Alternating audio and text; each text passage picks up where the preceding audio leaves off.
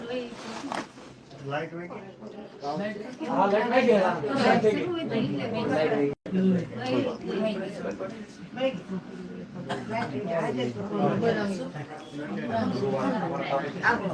आज मांडवा में परमपिता परमात्मा के ज्ञान का प्रचार होने जा रहा है। बहुत बड़े भाग हैं उन जीवों के जो इस ज्ञान को अपने पूरे जीवन काल में एक बार भी सुन पाते हैं, और उससे भी बड़े भाग होते हैं उन जीवों के जो इस ज्ञान को थोड़ा सा भी समझ पाते हैं। क्योंकि सुनना आसान है, आए बैठे 1 घंटा सुन के चले गए, लेकिन इसको समझना बहुत मुश्किल होता है। ये समझ उसी के पड़ती है बात जिस पर मालिक की दया हो, जिस पर परमात्मा की कृपा हो, जिस पर गुरु की कृपा हो, वरना इस सत्संग को समझना किसी के बस की बात नहीं है। तो आज उसी मूल ज्ञान का प्रचार होने जा रहा है, और मालिक से अरदास करेंगे कि हर भाई को, हर बहन को ये सत्संग समझ में आए, ताकि सबका कल्याण हो। तो सत्संग शुरू करने से पहले परमात्मा के नाम पे जयकारा लगाएंगे। बोलिए परमपिता परमात्मा की जय, सदगुरु बंदी छोड़ कबीर साहिब की जय, सभी संतों की जय, सभी भक्तों की जय, आज के आनंद की जय, सकल हंस को बंदगी साहिब। तो कबीर साहब समझा रहे हैं कि जब से ये दुनिया बनी है, जब से ये संसार बना है,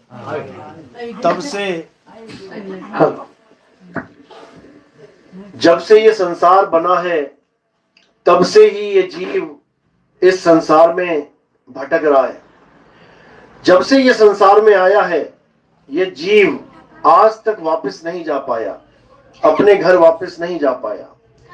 तो कहाँ रहता है ये इसी संसार में जन्मों जन्मों युगों युगों तक भटकता ही रहता है। कभी एक शरीर में, कभी दूसरे शरीर में, कभी तीसरे शरीर में, ये ऐसे ही 184 में भटकता रहता है। कभी कोई योनि में आ गया, फिर पैदा हुआ, मर गया, फिर दोबारा किसी और योनि में चला गया। ऐसे ही 184 योनियों में भटकता हुआ ये एक बार मनुष्य जन्म को प्राप्त करता है, और वो एक मौका अब आपके पास है। ये एक ही मौका है आपके पास। 84 भटक के एक बार इंसान जन्म मिल गया। किसी को लड़के का जन्म मिल गया, किसी को लड़की का, कोई किन्नर होके आ गया। ये 3 ही वैरायटी है, 3 ही पद है इस संसार में, स्त्रीलिंग, पुल्लिंग और नपुंसकलिंग। इन तीनों में ही आप मनुष्य कहलाते हैं। आदमी हो चाहे औरत हो, चाहे कोई किन्नर हो, मनुष्य ही कहलाएगा। तो ये आपको 84 लाख जन्मों के बाद एक बार के लिए मिला है, और इसको दिया गया है मालिक के द्वारा, नहीं तो 184 में ही भटकाया जाए आपको। तो परमात्मा की अपार कृपा होती है, तब जाके एक बार मनुष्य जन्म मिलता है। लेकिन हमें ये पता ही नहीं होता कि इस जन्म का हम करें तो करें क्या। ये मनुष्य जीवन का परम लक्ष्य क्या है, हमें यही नहीं पता होता। इसलिए हम सारा जीवन कहाँ लगा देते हैं?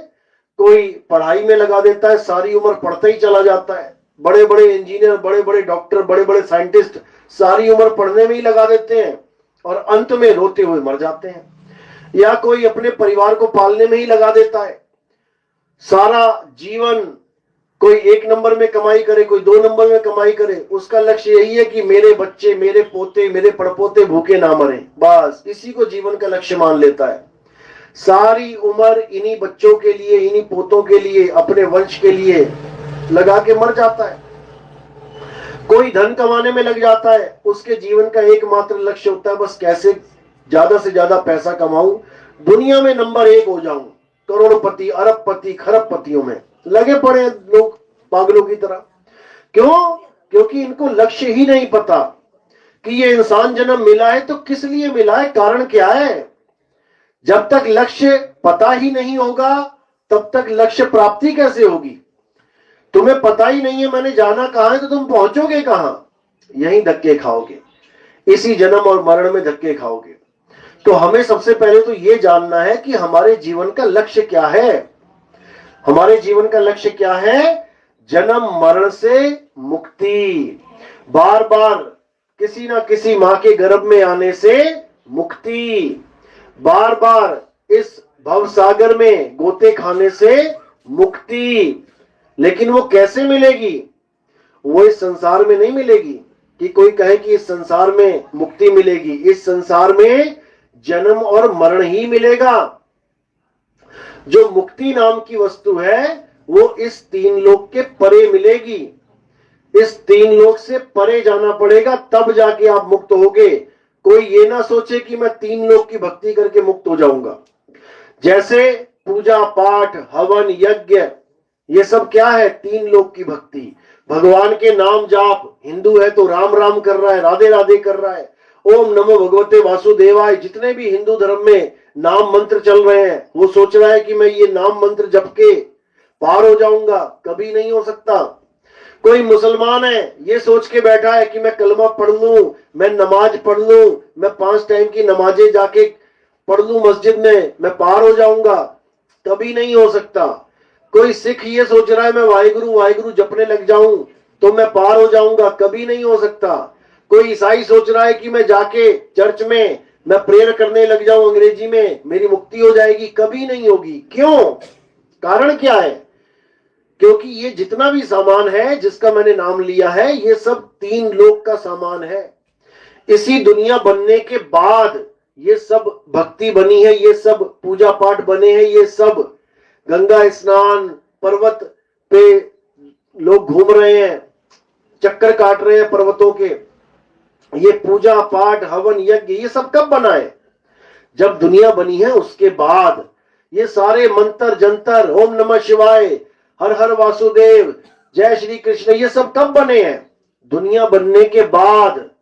दुनिया बनने के बाद इंसान बना। इंसान ने इन भाषाओं की खोज करी। ये सारे अक्षर इंसानों के खोजे हुए हैं। इंसानों ने ही ये सारे निर्मित किए हैं। किसी ने हिंदी, किसी ने पंजाबी, किसी ने उर्दू, किसी ने फारसी, किसी ने Chinese, Japanese, Portuguese, Dutch, French, Spanish, अलग अलग भाषाओं में अलग अलग अक्षर खोज दिए। ये सब तीन लोक का सामान है, तीन लोक की सामग्री है। ये जितने भी हवन हो रहे हैं, लकड़ी, आग, ये कब आई? दुनिया बनने के बाद। ये नदियों में स्नान हो रहे हैं, ये नदियां कब आई? दुनिया बनने के बाद। ये जितना भी तामझाम तुम्हें दिख रहा है, मंदिर मस्जिद गुरुद्वारे, ये कब आया? दुनिया बनने के बाद। यानी तीन लोक बनने के बाद की सामग्री है ये। और अगर तुम तीन लोक बनने के बाद की सामग्री को यूज करोगे तो तुम कभी तीन लोक से न्यारे नहीं हो सकते। तुम कभी तीन लोक से पार नहीं हो सकते। तीन लोक क्या है? माया ही तीन लोक है। ये सारा संसार क्या है? ये जगत माया है। कोई भी ग्रंथ पढ़ लो, विष्णु पुराण पढ़ लो, शिव पुराण पढ़ लो, देवी भागवत पुराण पढ़ लो, संसार के बारे में क्या लाइन लिखी गई है? संसार को माया बोला गया है। ये माया की नगरी है। ये जगत एक माया है। माया का मतलब जो पल पल बदल रहा है वही माया है। देखो संसार, तुम खुली आंखों से देखते रहो, एक जगह खड़े हो जाओ 24 घंटे के लिए, तुम्हें हर चीज दिखती हुई बदल जाएगी। हर चीज।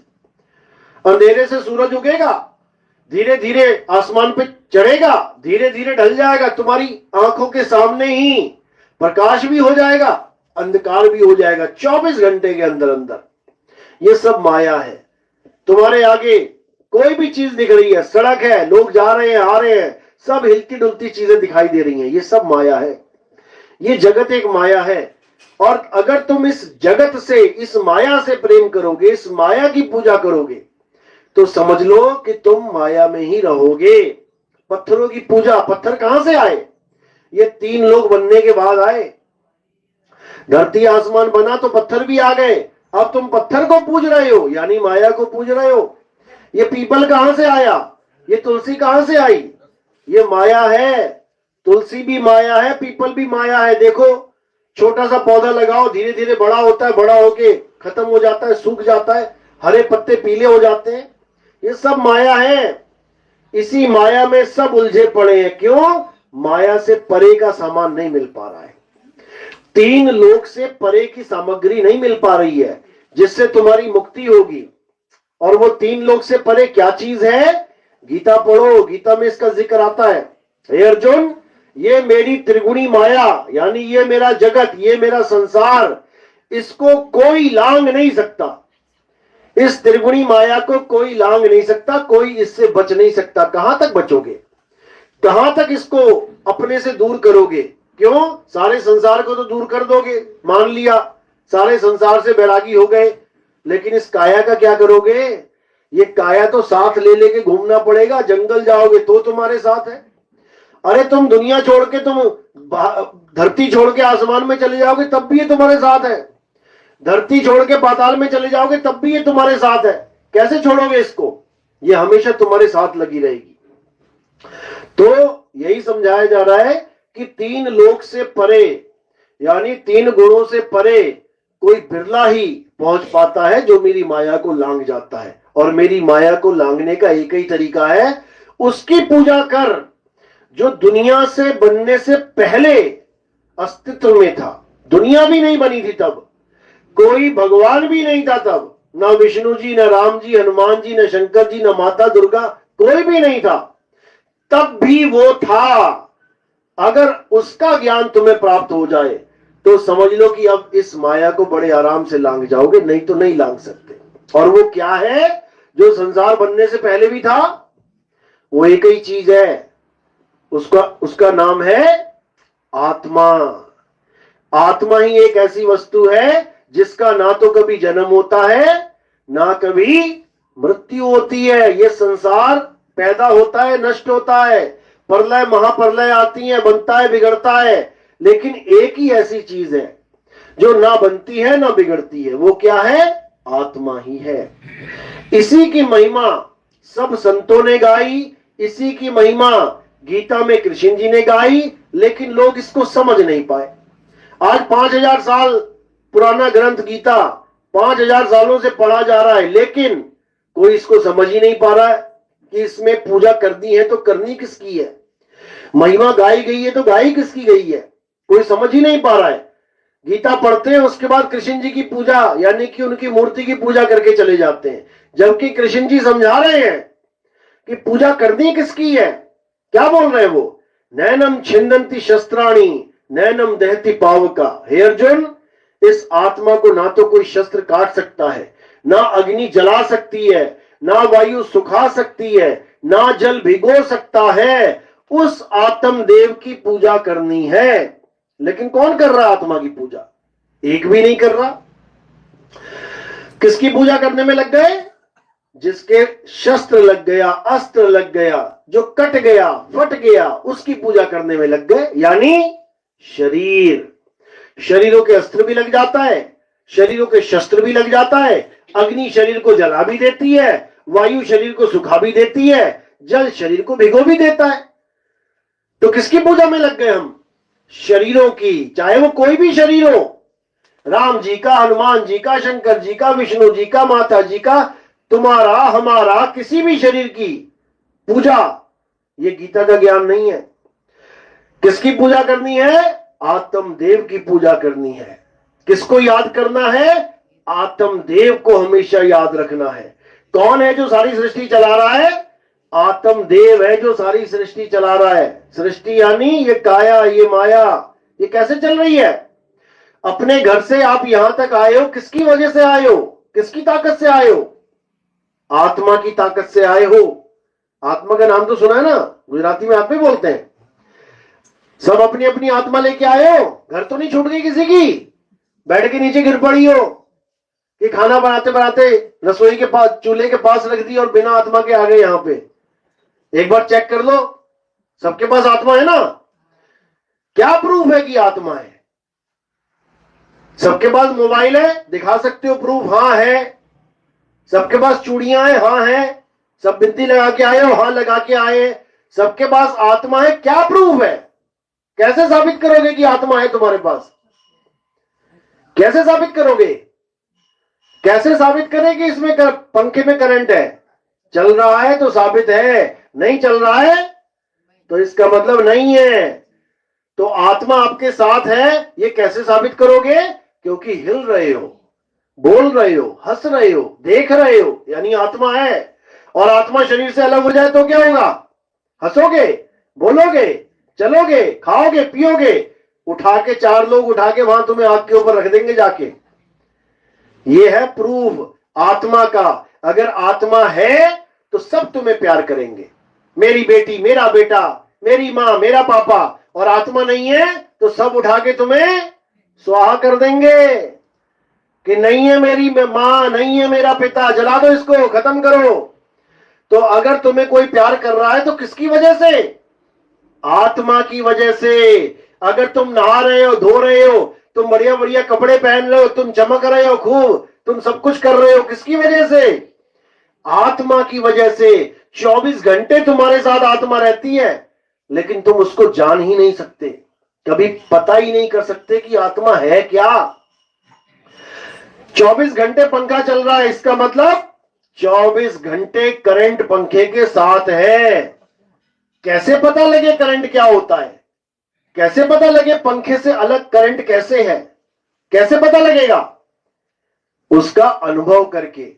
पंखे को हाथ लगाना और करंट को हाथ लगाना क्या एक जैसा है? पंखे को हाथ लगा लो तुम, कैसा लगेगा? लोहा है, ठोस है। और करंट को हाथ लगाया तो कैसा लगेगा? तो झटका मारेगा, हाथ पीछे आ जाएगा तुम्हारा। यानी पंखा और करंट दोनों का बोध अलग अलग है। इसी प्रकार तुम्हारा शरीर, तुम्हारे शरीर को हाथ लगाएंगे तो कैसा लगेगा? मांस है, अंदर खून है, हड्डी है, बाल है, खाल है। तो शरीर को हाथ लगाएंगे तो ये बाल खाल लगेगा। और अगर आत्मा को गलती से हाथ लग गया तो क्या होगा? तो जैसे करंट को छूके एक अलग ही अनुभूति हुई, बिल्कुल वैसे ही तुम्हें समझ में आएगा कि आत्मा भी कोई चीज है जो 24 घंटे मेरे साथ है और शरीर से बिल्कुल अलग है, शरीर से बिल्कुल न्यारी है। शरीर को छूना बिल्कुल अलग और आत्मा को छूना बिल्कुल अलग। लेकिन हम इस आत्मा को इन हाथों से नहीं छू सकते, इन अंगों से नहीं छू सकते, इसलिए आत्मा का कभी बोध हो ही नहीं पाता है।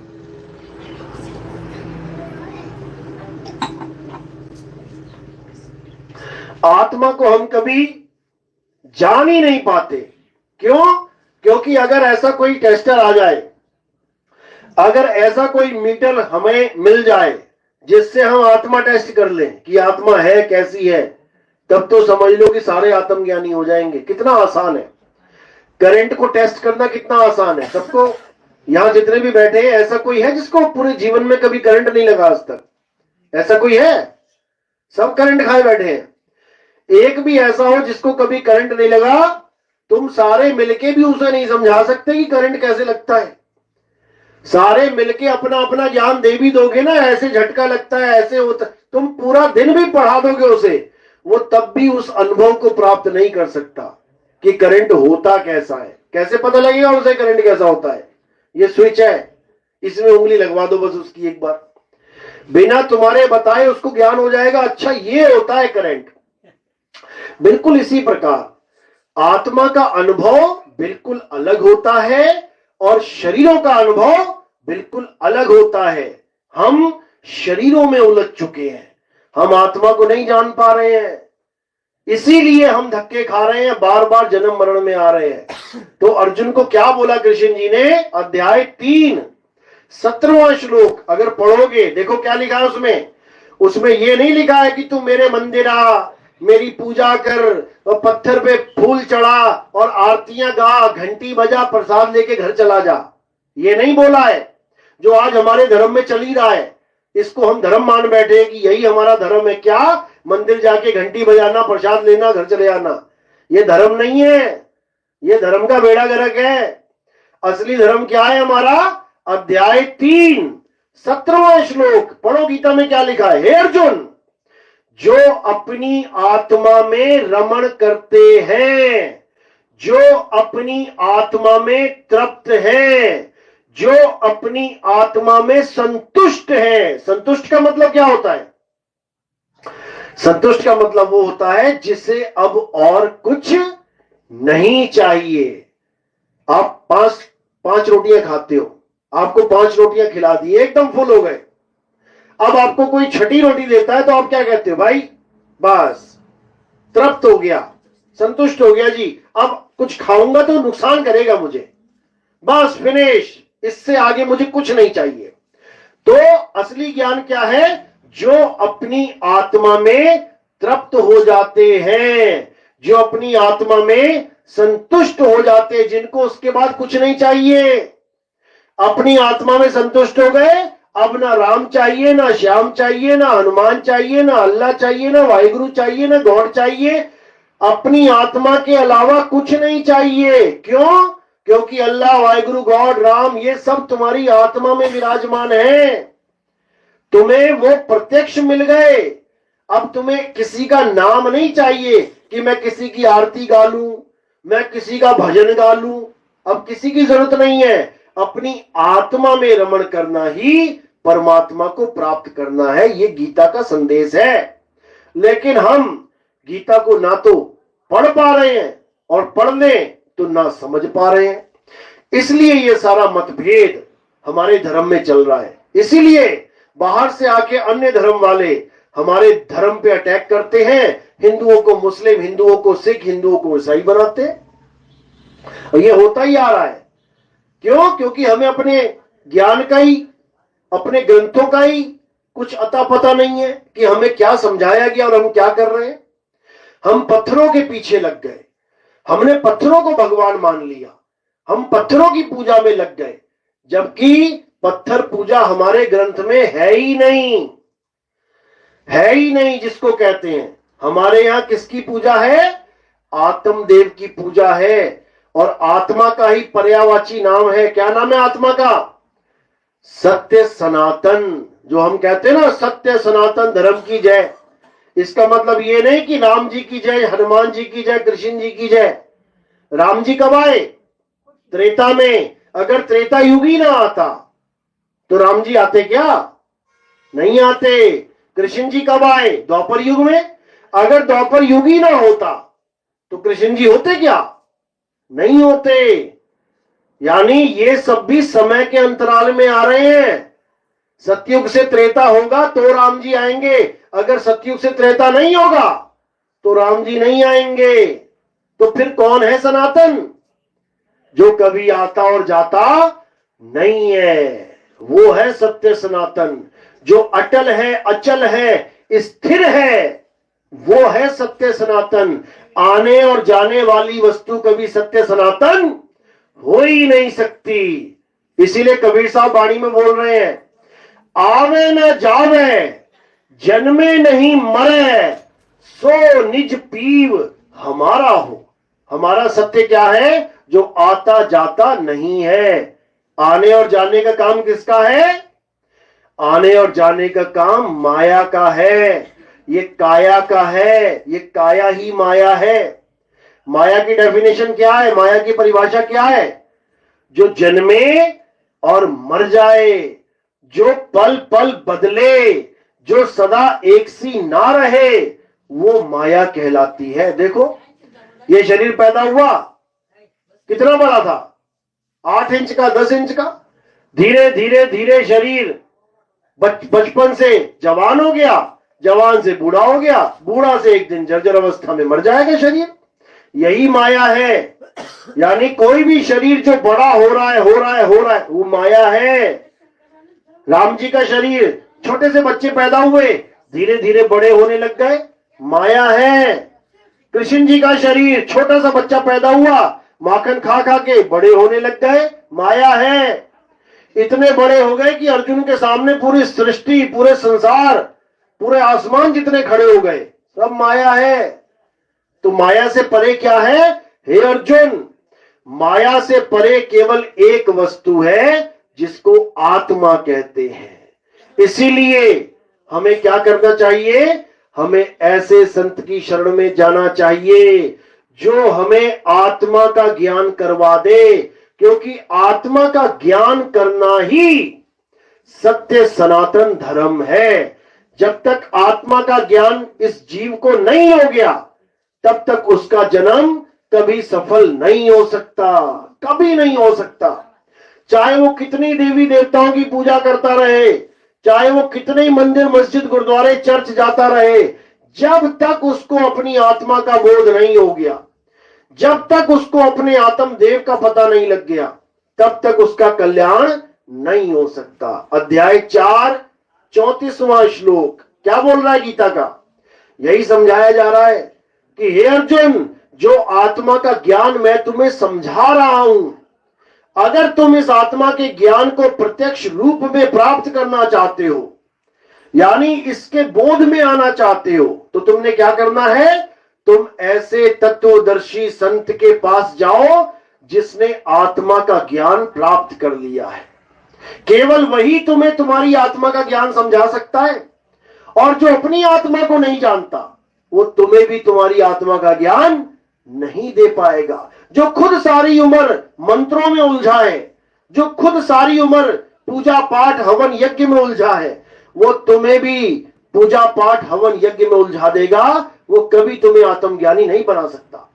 यही कबीर साहब समझा रहे हैं, जल में मीन प्यासी, मोहे देखत आवे हासी, आत्म ज्ञान बिना नर भटके, कभी काबा कभी काशी। कहते हैं अगर ये जीव भटक रहा है इस संसार में, क्यों भटक रहा है? आत्म ज्ञान बिना नर भटके। केवल और केवल आत्म ज्ञान के बिना नर भटक रहा है, वरना सबकी मुक्ति हो जाए, सब परमात्मा को प्राप्त कर लें। लेकिन आत्मज्ञान नहीं है तो किसी न किसी चीज की तो पूजा करनी पड़ेगी। जब आत्मा को नहीं जानता, जब अविनाशी तत्व को नहीं जानता, तो किसी न किसी नाशवान तत्व की पूजा करता फिरेगा। करना पड़ेगा, धार्मिक कहलाना है। आज पूजा पाठ सब कर रहे हैं, एक कसाई भी बकरा काटता है तब भी वो कलमा पढ़ लेता है, तब भी वो कोई ना कोई भगवान की आरती गा लेता है, भगवान से माफी मांग लेता है, कुछ ना कुछ वो भी धार्मिक क्रिया करता है, तब जाके बकरा काटता है कि इसका फल, इसका पाप मुझे ना लगे। वो भी इतना होशियार है। क्यों? क्योंकि आत्मा का ज्ञान नहीं है। कुछ ना कुछ तो करना पड़ेगा। आज जितने भी धर्म, जितने भी नाना प्रकार के पंथ बने बैठे हैं, अरे कुछ ना कुछ तो करवा ही रहे हैं। कोई बड़ी मूर्ति सी बना के उसके ऊपर दूध अभिषेक करवा रहा है, कुछ तो करना पड़ेगा। कोई लकड़ियां जलवा रहा है, लकड़ियों में हजारों चींटियों के छोटे छोटे अंडे हैं, उससे कोई फर्क नहीं पड़ रहा। कितने जीव उन लकड़ियों में मर रहे हैं, इससे कोई फर्क नहीं पड़ रहा। लेकिन कुछ ना कुछ तो धार्मिक अनुष्ठान करवाना ही पड़ेगा, कुछ ना कुछ तो करना ही पड़ेगा। नदियों में स्नान ही करवा दो, भले नदी में स्लिप करके कोई मर जाए, भले नदी में मगरमच्छ ही बैठा है तुम्हारी टांग पकड़ के खींच के ले जाए, लेकिन नदियों में स्नान रुकने वाला नहीं है। क्यों? क्योंकि आत्म तत्व का ज्ञान नहीं है। कुछ ना कुछ तो करना पड़ेगा। भले दिए जला दो तुम दिन रात, उसमें लाखों कीड़े आके मर जाए। रात में तुम एक दिया जला दो और सुबह देखो कितने कीड़े मरेंगे उसके अंदर आके। तुम करने चले थे पुण्य और तुमने कर डाला पाप, लेकिन रुकने वाला नहीं है ये काम। क्यों? कुछ ना कुछ तो करना ही पड़ेगा। जब तक असली चीज नहीं मिली तब तक नकली करनी ही पड़ेगी। जिसकी इतनी हैसियत नहीं है कि सोने के कंगन, सोने की बाली, सोने की नथ पहन लूं, अरे तो पीतल की तो पहनना पड़ेगा। नहीं पहनना पड़ेगा। नाक खाली कौन रखे, हाथ खाली कौन रखे। हीरे की अंगूठी नहीं है तो कम से कम 50 रुपए वाली अंगूठी पहननी पड़ेगी, सजना तो जरूरी है। तो इसी प्रकार जब तक सत्य वस्तु तुम्हारे पास नहीं है तब तक तुम असत्य को ही पूजने में लगे रहोगे। जब तक असली भगवान तुम्हारे पास नहीं है तब तक तुम पत्थर पूजने में लगे रहोगे। तुम्हारी मजबूरी बन चुका है। क्यों? क्योंकि कुछ ना कुछ तो करना है ना, दुनिया में आए तो भगवान के नाम पे। अब क्या करना है? अब हमने सत्य को जानना है। जब हमें सत्य का पता लग गया तब हमें नकली पूजा, नकली अर्चना, नकली तत्व, इनकी कोई जरूरत ही नहीं पड़ेगी। याद रखो, जब तक सत्य से दूर हो तब तक असत्य की पूजा होती है। लड़की की शादी नहीं हुई, जब तक शादी नहीं हुई लड़के की फोटो लेके घूमती रहेगी, उसको देखती रहेगी, निहारती रहेगी। और शादी हो गई तो क्या करेगी? फोटो पता नहीं कहां चली गई, दोबारा तो देखे भी ना, क्योंकि अब पति मिल गया उसको, अब फोटो का क्या करना उसने। इसी प्रकार जब तक नकली चीज तुम्हारे पास है इसका मतलब असली का अभाव है। और जब असली आ गई फिर नकली का आता पता नहीं लगेगा गई कहां। तो इसी प्रकार जब आत्मज्ञान हो जाता है उसके बाद पत्थर तुम्हें पत्थर ही नजर आएगा, भगवान नजर नहीं आएगा। उसके बाद नदियां तुम्हें पानी नजर आएंगी, मां नजर नहीं आएगी कि तुम उसको मां समझ लो, गंगा मां और जमुना मां।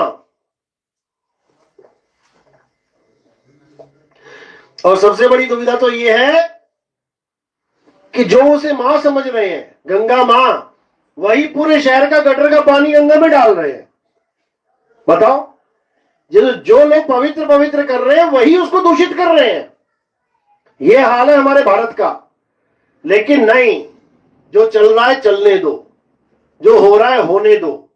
झूठ कर रहे हैं, झूठे पे ही टिके रहे, बस यही सोच रखा है। और भजन भी बना रखे हैं, मानो तो गंगा जल है, ना मानो तो बहता पानी। अच्छा जी, भजन भी ऐसे बना रखे हैं कि तुम्हारी अंधश्रद्धा पक्की रहे कि यार तेरे लिए नकली होगा, मेरे लिए असली है। ऐसे ऐसे भजन बना रखे हैं। कबीर साहब यही समझा रहे हैं। कबीर साहब कह रहे हैं कि सत्य को सत्य और असत्य को असत्य कहने की ताकत रखो। जो झूठ है वो झूठ ही है, जो पत्थर है वो पत्थर ही है, उसे भगवान मत बनाओ। अगर पत्थर भगवान है, तुम मानते हो, पूरा विश्वास है, तो जाओ तुम एक हफ्ते के लिए घर बार छोड़ के, ताला मत लगाना दरवाजे में, सामने 2-4 पत्थर के भगवान रख लेना, पूरा विश्वास कर लेना उन पे कि मेरे घर में भगवान बैठे हैं, चोर आके भी चोरी नहीं कर सकता। क्यों ताला लगा के जाते हो? मत लगाओ ताला। तुम्हारे सबके घर में मंदिर देखो कितने भगवानों की फोटो लगी हैं। ये सारे मिलके भी एक चोर को नहीं रोक सकते। तुम्हें इतना विश्वास ही नहीं है भगवान पे, जिसकी तुम पूजा कर रहे हो 1-1 घंटा खड़े होके। तुम्हें इतना विश्वास नहीं है कि वो एक चोर को भी रोक लेगा, तभी तो ताला लगा के जा रहे हो। तुम्हारे घर में तुम्हारा लड़का है, तुम कभी ताला लगा के नहीं जाओगे बाहर। लड़के को क्या कहोगे? ध्यान रखना। लड़के पे तुम्हें इतना भरोसा है कि तुम बिना ताले के चले जाओ, और 25 भगवान खड़े कर रखे हैं तुमने, एक पर भी भरोसा नहीं है तुम्हें कि ये 25 भी मिलकर संभाल लेंगे एक चोर को। अरे बाकी छोड़ो, तुम अगर एक कुत्ता भी पाल लो, बड़ा सा बुलडॉग, उसके भरोसे भी तुम जा सकते हो 1-आधा घंटा की, चलो मैंने कुत्ता रखा हुआ एक, वो घुसने नहीं देगा किसी को। लेकिन भगवानों पे भरोसा नहीं है तुम्हें, इसीलिए ताला लगा के जाते हो। वरना हटाओ ताला अगर तुम्हारे घर में भगवान है तो, क्योंकि तुम्हें पता है कि ये सारे मिलके भी एक को ना संभाल पाएंगे। समझ लो। अरे तुम्हारा घर छोड़ो, जो सोमनाथ का मंदिर है कितनी बार लूटा गया तुम्हारे गुजरात में? कितनी बार? 17 बार। सोचो, 17 बार। जो 3 लोक का मालिक भोले शंकर है, उन्हीं का मंदिर है ना, तो उनका मंदिर ना छोड़ा, 17 बार लूट लिया गया। तुम्हारा मकान कौन छोड़ेगा? पहले तो ये समझ लो। और 17 बार लूटने का पर्याय क्या है, मतलब क्या है? तुम्हारे घर में 5-4 चीजें ऐसी लगी हैं जो लूटने लायक है। चोर आया, वो सारी चीजें उठा के ले गया, अब तुम्हारा घर खाली। अब दोबारा क्यों आएगा लूटने? जब मकान खाली कर दिया उसने, दोबारा क्यों आएगा लूटने? और क्या लूटेगा? पर लुटेरे दोबारा आए, क्यों आए? कारण क्या था? एक बार तो लूट के ले गए ना। लूटने का मतलब पता क्या होता है? सब कुछ उतार के ले जाना। सोने का ये, सोने का वो, सोने का यहां वहां, चांदी सब ले गए, सारा मंदिर खाली। अब दोबारा क्यों आएंगे भाई? खाली मंदिर लूटने आएंगे। क्यों आए? कारण क्या था? क्योंकि उन्होंने फिर सजा दिया, दोबारा से वही सोना चांदी हीरे जवाहरात, मंदिर फिर सजा दिया। लुटेरे क्या बोले? वो कह रहे बहुत बढ़िया बेवकूफ मिल गई है। तो एक बार पूरा खाली किया, दोबारा फिर सजा दिया खाली करने के लिए, दोबारा फिर लूट के ले गए। 2 बार लूट लिया गया, 2 बार खाली कर दिया, तो तीसरी बार क्यों आएंगे? क्योंकि उन बेवकूफों ने तीसरी बार सजा दिया। वो तीसरी बार आए, तीसरी बार खाली करके ले गए, उन बेवकूफों ने चौथी बार सजा दिया। वो चौथी बार आए, सारा खाली करके ले गए, उन महामूर्खों ने 5वीं बार सजा दिया। फिर छठी बार सजा दिया, सातवीं बार सजा दिया, 8वीं 9वीं 10वीं 11वीं 12वीं 13वीं 14वीं 15वीं 16वीं 17वीं बार भी लूट के ले गए। 18वीं बार क्यों नहीं आए? 18वीं बार क्यों नहीं आए? क्योंकि अब महामूर्खों को समझ में आ गया 18वीं बार फिर लूट के ले जाएंगे।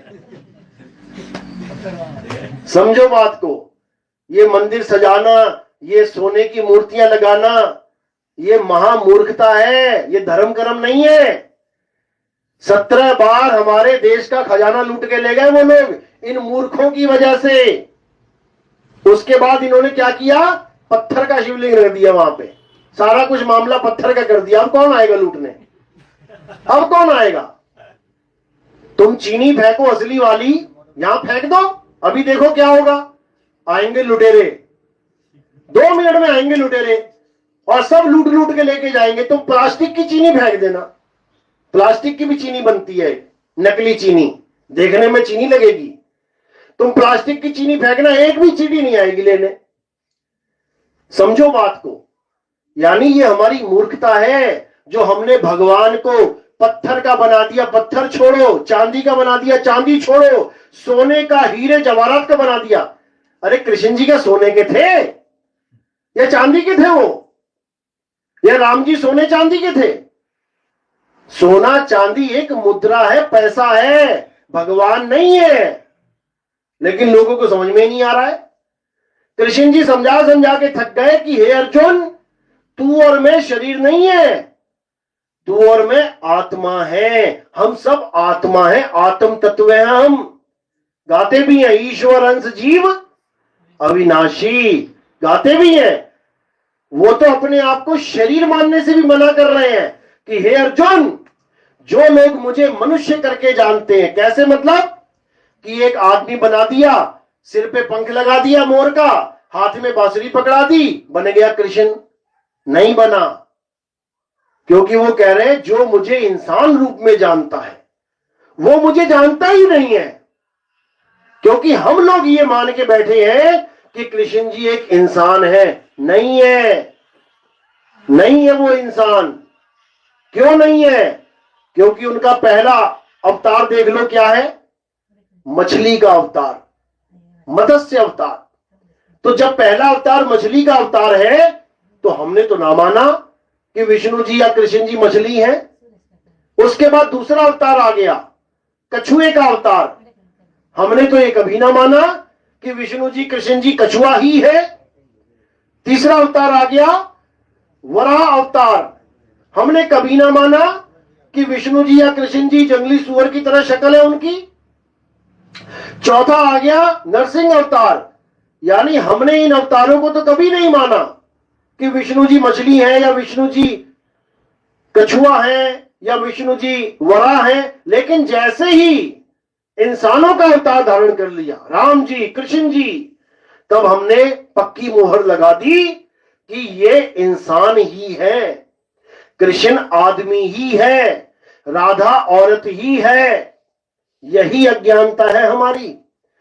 जबकि असल में क्या है, ना वो कछुआ है, ना वो मछली है, ना वो वराह है, ना वो नरसिंह है, ना वो आदमी है, ना वो औरत है, ना वो नपुंसक है। वो कुछ है ही नहीं। जो चीजें दिख रही हैं वो है ही नहीं। वो क्या है? आत्मा है। वो आत्मा है, अविनाशी है। शरीर तो वो आज पता नहीं कौन सा पकड़ा, कल पता नहीं कौन सा पकड़ देंगे। विष्णु जी को सब आदमी मानते हैं कि एक आदमी है, शेषनाग पे लेटे हैं, वो विष्णु जी हैं। अच्छा, तो भस्मासुर को किसने मारा था, आदमी ने कि औरत ने? औरत ने। जब राहु देवताओं में बैठ के अमृत कलश से अमृत पीने लगा था, गर्दन किसने काटी थी उसकी, आदमी ने कि औरत ने? औरत ने। तो विष्णु जी आदमी कैसे हुए? 2 3 4 5 बार तो वो औरत बने पड़े हैं। तो आदमी कैसे कहोगे? आदमी कहोगे किसे? आदमी वो होता है जो केवल आदमी ही है, औरत नहीं हो सकता आदमी। लेकिन विष्णु जी का नहीं पता लगता कुछ भी। ये कभी आदमी बन जाते हैं, कभी औरत बन जाते हैं, कभी कछुआ बन जाते हैं, कभी कुछ बन जाते हैं। तो क्या बोलोगे उसको? वो तो मिट्टी के बर्तन है, तुम मिट्टी से कुछ भी बना लो। ये मटका बना लिया, छोटा घड़ा बना लिया, सुराही बना ली, प्लेट बना लिया, ढक्कन बना लिया, गोलक बना ली, मिट्टी का तो कुछ भी बना लो, इसका मतलब वो मिट्टी नहीं है। वो मिट्टी से बने हुए बर्तनों को चलाने वाले हैं, वो काया को चलाने वाले हैं, वो शरीरों को चलाने वाले हैं। वो कौन है? आत्मा है। हे अर्जुन, तू और मैं अविनाशी आत्मा है। हमारा ना तो कभी जन्म होता है, ना ही हमारा कभी मरण होता है। हम जन्म और मरण से न्यारे हैं। हां, कुछ समय के लिए हम शरीर जरूर धारण कर लेते हैं, कुछ समय के लिए। किसी ने आदमी का कर लिया, किसी ने औरत का कर लिया और 84 में चले गए। किसी ने चींटी का कर लिया, किसी ने हाथी का कर लिया, किसी ने शेर का कर लिया, किसी ने बाघ चीता का कर लिया। कुछ समय के लिए सबको कोई ना कोई शरीर मिलता है। जैसे इस समय के लिए आपको इंसान का चोला मिला है। अभी आपको कोई पूछे आप कौन हो, आप कहोगे मैं आदमी हूं, मैं औरत हूं। भैया कितने समय के लिए? कितने समय के लिए तू आदमी है? 20 साल, 30 साल, 40 साल, 50 साल, 100 साल। उसके बाद जैसे ही आदमी का शरीर छूटेगा, दोबारा से 84 चालू हो जाएगी। फिर तू बन जाओगे कीड़ी मकोड़ी, छिपकली, कॉकरोच, सांप, बिच्छू। फिर तुमसे कोई पूछेगा माइक लगा के, हाँ कौन हो तुम? मैं बिच्छू हूं। फिर चूहे का जन्म मिल गया, कौन हो तुम? मैं चूहा हूं। फिर हाथी बन गए, कौन हो तुम? मैं हाथी हूं। तुम्हारा जीवन बीत जाएगा शरीरों के नाम लेते लेते। 84 लाख हैं। जब तक तुम्हें अपना स्वरूप नहीं पता लगा, यानी जब तक तुम्हें अपनी असलियत पता नहीं लगी कि मैं क्या हूं, तब तक तुम यही होते रहोगे। कुत्ता, बिल्ली, हाथी, घोड़ा, चूहा, खटमल, मच्छर, यही होते रहोगे। तो इसको रोकने का क्या साधन है? एक ही ज्ञान। और वो कौन सा ज्ञान है? आत्म ज्ञान। जब तुम्हें यह समझ में आ जाए कि मैं एक आत्मा हूं, उसके बाद तुम्हें ना तो कोई शरीर धारण करने की जरूरत पड़ेगी और ना ही तुम्हें कोई शरीर धारण करवा सकता है। शरीर धारण कब करना पड़ता है जीव को, समझ लो। शरीर तो सबने छोड़ना है एक दिन, लेकिन कारण क्या है कि मुझे अगला जन्म मिलेगा? उस कारण को जान लो, उस कारण को समझ लो। क्या कारण है? अपने शरीर से मोह करना ही अगले जन्म का कारण है। यानी जब तुम्हारे मुंह से ये निकल जाए ना अंत समय में, मैं मरना नहीं चाहता, समझ लो दूसरा शरीर मिल गया, तैयार है। यही है बीज अगले पेड़ का। यानी जब तक तुम अपने आप को शरीर मान रहे हो और तुम्हारी मौत आ रही है, तो मरेगा कौन? शरीर। लेकिन तुम्हें क्या लगेगा? मैं मर रहा हूं।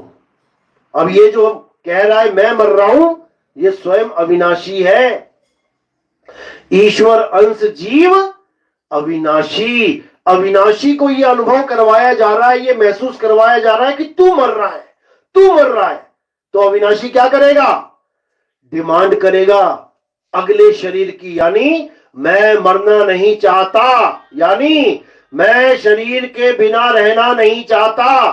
तो जैसी वो ख्वाहिश करता है, अंत समय में उसे वैसा ही पदार्थ मिल जाता है। अगले जन्म का उसका पूरा इंतजाम हो जाता है। अब बचने का क्या तरीका है? केवल एक ही तरीका है, आत्म ज्ञान। यानी जब ये शरीर छूट रहा होगा तो क्या करना है? अपना खुद का सिमरन करना है। अपने आप को याद, एक आत्मा हूं। उस वक्त तुम्हें वो अनुभूति होगी जो संसार बनने से पहले थी। यानी संसार भी नहीं बना था तब जिस अवस्था में तुम थे, तब तुम्हें उसका ज्ञान हो जाएगा। और उसके बाद संसार बने ना बने, इससे तुम्हें कोई मतलब ही नहीं रहेगा। यानी शरीर मिले ना मिले, इससे कोई मतलब ही नहीं रहेगा, क्योंकि आत्मा बिना शरीरों के भी रह सकती है। लेकिन उसको रहना भूल गया है कि मैं रहूं तो रहूं कैसे। जब शरीर नहीं बने थे, आत्मा तब भी थी, क्योंकि आत्मा अजन्मा है, नित्य है, शाश्वत है। समझ लो इस बात को। लेकिन शरीर धारण करते करते करते करते बिना शरीरों के रहने की आदत ही खत्म हो गई। अब कोई शरीर चाहिए, जागते हुए ये शरीर मिल गया, सोते हुए भी शरीर चाहिए। जागते हुए एक दूसरे को देख रहे हो, अभी सो जाओ बेड पे, तो जैसे ही शरीर सोएगा तो ये क्या करेगा, जीव दूसरा शरीर पकड़ लेगा। बिना शरीरों के ये रह ही नहीं सकता। दूसरा शरीर कहां पकड़ेगा, सपने में जाके। फिर क्या होगा, सपने में कुत्ता, सपने में बिल्ली, सपने में हाथी, सपने में शेर, सपने में भाग रहा है शेर के आगे आगे। एक शरीर यहां पड़ा है बेड पे, दूसरा शरीर सपने में भाग रहा है। उसके बाद उठेगा, क्या बोलेगा, अरे मैंने बड़ा बुरा सपना देखा आज। अरे तू तो सो रहा था, सोते सोते सपना देख लिया। सपना देखने वाला जाग रहा है, सो कौन रहा है, शरीर सो रहा है। एक शरीर को छोड़ के दूसरे शरीर में ट्रांसफर हो गया। इतना खतरनाक खेल है शरीरों का। और अंत समय में जो जमदूत आते हैं, यमराज आते हैं, किसको पकड़ते हैं, तुम्हें पकड़ेंगे, तुम्हें यानी तुम्हारे शरीर को नहीं। वो तो यही पड़ा हुआ है, कोई यमदूत उठा के नहीं ले गया आज तक। लोग कहते हैं ना यमदूत आएंगे, मार के ले जाएंगे, पटक के ले जाए। ये पड़ा है शरीर, ना किसी ने मारा ना किसी ने पटका, यही पड़ा है। तो यमदूत किसको लेके जाएगा, यमदूत किसको लेके जाएगा, उस सूक्ष्म शरीर को जो तुम्हें सपने में दिखाई देते हैं। क्योंकि यमदूत ऐसा शरीर लेके नहीं आएंगे कि 5 तत्व वाला, वो सपने में आएंगे। जैसे तुम्हारा शरीर से कांटेक्ट टूटेगा, ये दुनिया के लिए तुम मर गए। जैसे सो रहे हो तुम, तो सो रहे हो यानी दुनिया के लिए मर गए, लेकिन सपने में जाग रहे हो।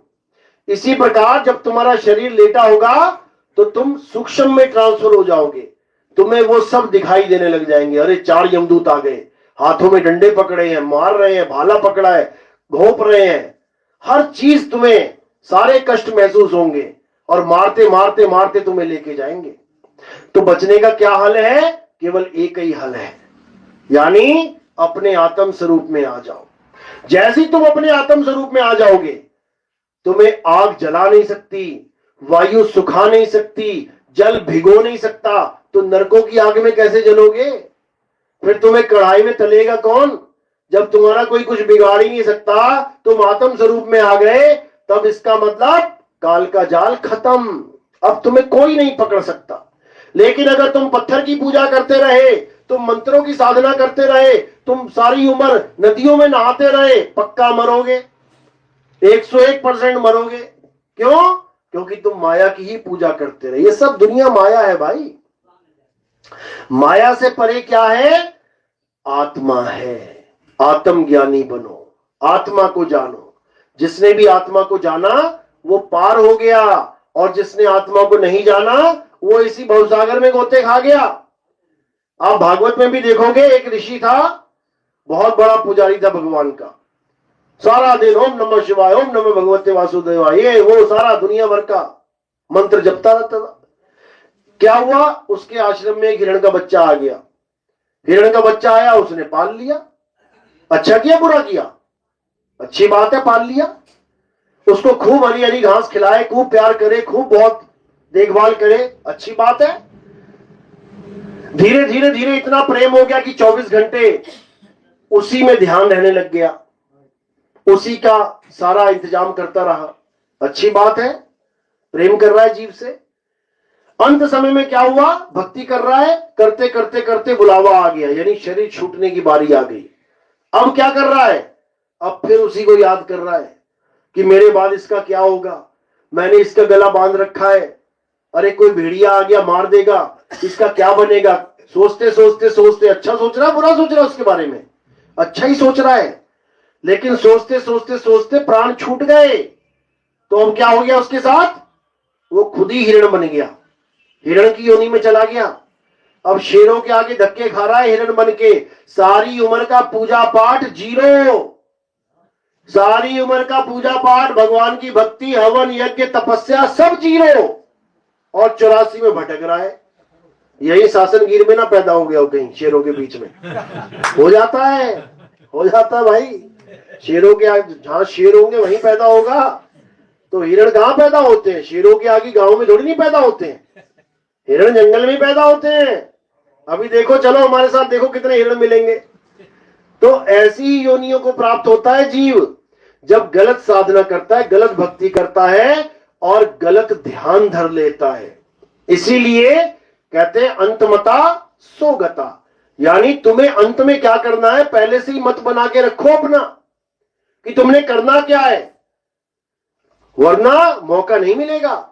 तुम्हें पता है कि मुझे भवसागर पार करके जाना है, उसका नाम भी देखो क्या रखा है, भव पर्वत नहीं रखा कि भव पर्वत, क्यों, पर्वत पे तो तुम पैदल भी चल सकते हो।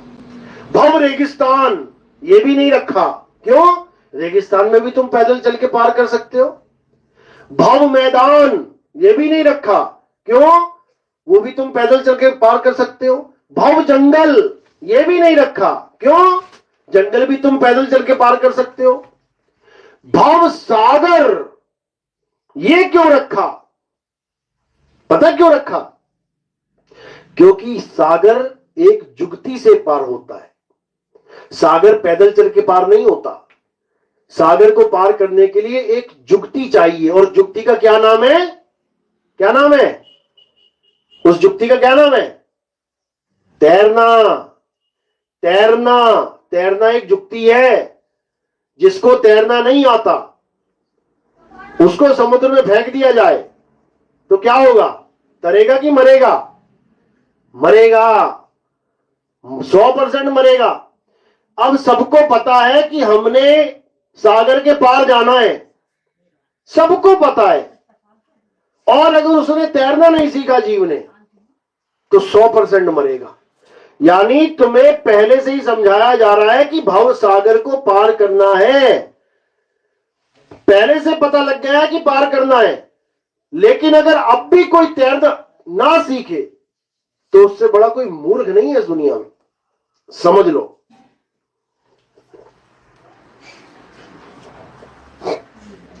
तो तैरने का मतलब ये नहीं है कि तुम भगवानों के नाम जपो, राम राम राम राम राम राम, श्याम श्याम श्याम श्याम, मार देना छलांग कभी नदी में और जपना सारे नाम भगवानों के, राम राम राम राम राम राम, सीधे नीचे जाओगे अंदर।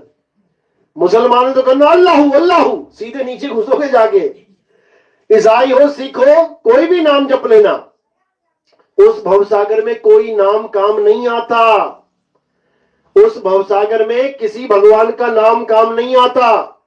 भगवान का नाम काम आता तो उस ऋषि ने सारी उम्र नाम ही जपे थे, वो मिर्गा ना बन जाता, हिरण ना बन जाता, वो वहां पर केवल जुक्ति काम आती है। यानी तुम हिंदू हो, मुसलमान हो, सिख हो, ईसाई हो, कोई भी हो, इससे कोई फर्क नहीं पड़ता, पानी में गिरे हो तो तैरना पड़ेगा। तैरना एक जुक्ति है और जुक्ति से ही मुक्ति होगी, बिना जुक्ति के मुक्ति नहीं हो सकती। इसीलिए कबीर साहब ने किस जुक्ति का नाम लिया है, आत्मज्ञान रूपी जुक्ति का। यानी कोई हिंदू है हिंदू रहे, मुसलमान है मुसलमान रहे, सिख है सिख रहे, ईसाई है ईसाई रहे, जैन है बौद्ध है, परमात्मा को मानता है परमात्मा को नहीं मानता है, इससे कोई फर्क नहीं पड़ता। फर्क किससे पड़ता है, उसे तैरना आना चाहिए, उसे तैरना आना चाहिए।